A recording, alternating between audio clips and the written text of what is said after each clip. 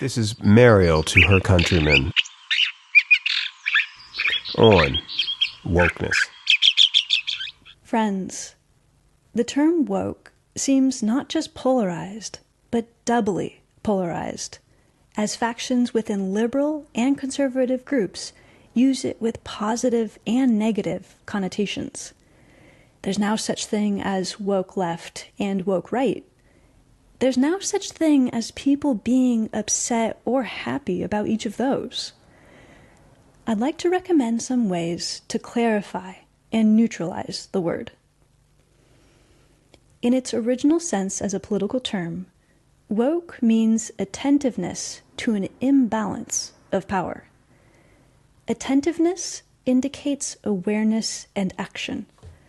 Imbalance of power means a widespread suppression of a group's participation in shaping the future.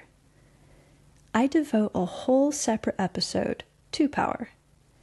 In this episode, someone who is woke is aware of and taking action about an imbalance of power.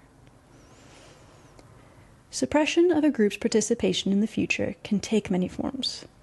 For example, when John Locke formulated the definition of person that would provide the foundation for government in Western democracies, he left out women, people of color, and poor people due to misunderstandings of the nature of consciousness and reason. In his definition, a person can enter into contracts, participate in politics, and own property. That's a person. Only white, relatively wealthy men qualified for full legal personhood in this sense. Everyone else was either property or a threat to property. Thus, most humans in Locke's system qualified as non-persons in a legal sense. Since governments levy taxes, coordinate massive group projects, and offer protections against harm, denial of personhood means severe suppression of participating in the unfolding future. The first record of the phrase "stay woke" comes from Huddie Ledbetter, the musician better known as Lead Belly. Born African American in the American South, just 23 years after the end of the Civil War, Ledbetter clearly understood that the government did not recognize his personhood. Instead of officially protect his life, liberty, and pursuit of happiness, the government would seek to imprison him with laws carried on from slavery via loopholes in the 13th Amendment, Jim Crow laws. Ledbetter famously freed himself from prison with his music. In an address regarding the Scottsboro Boys, a case of 9 black teenagers falsely accused of raping 2 white women on a train, Ledbetter advised black men in the South to stay woke. Wakefulness was already a political metaphor of the time. Many supporters who elected Abraham Lincoln and opposed slavery called themselves the Wide Awakes, hence stay woke. I'll briefly address the recent phenomenon of the woke right. The woke right often claims that the imbalances pointed out by the woke left do not exist, and that the woke left instead poses a power imbalance itself. These claims often lack evidence. The woke left and woke right do agree on 2 things: that the government often diverges from public opinion and operates with sluggish bureaucracy. These attributes of the government have been labeled the man by the left and the deep state by the right. Aside. Clumsy dismantlement, such as Doge, seems ill-advised as a response. Instead, getting big money out of elections and fine-tuning operations could produce much more good in government.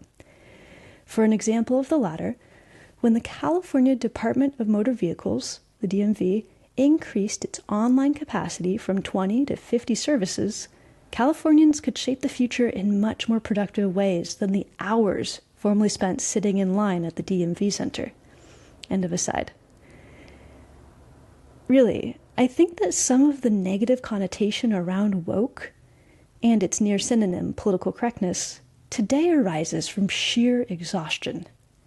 Imbalances of power take so many forms and affect so many people. Many of the imbalances produce post-traumatic stress disorder, PTSD, a commonly misunderstood but treatable physical and mental mental condition, one that I address in another episode. Politics and culture are complex to change, adding to the exhaustion. Naming all the imbalances has produced a dynamic, shifting lexicon of new words and etiquette on how to use them. Overall, understanding all the power imbalances together all at the same time and with compassion constitutes a significant skill to develop. It's hard. I address particular power imbalances in other episodes. Here, as a start to ensure proper wakefulness, friends, I recommend that everyone seek sufficient literal sleep. Any way possible. As a people, we Americans are infamously short on sleep. Thank you.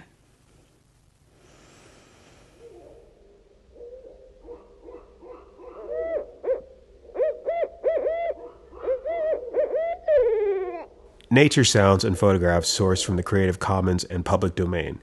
Please refer to show notes or meriel.systems/tohercountrymen for attributions. Finally, please like, share, and subscribe to support the series. Thank you.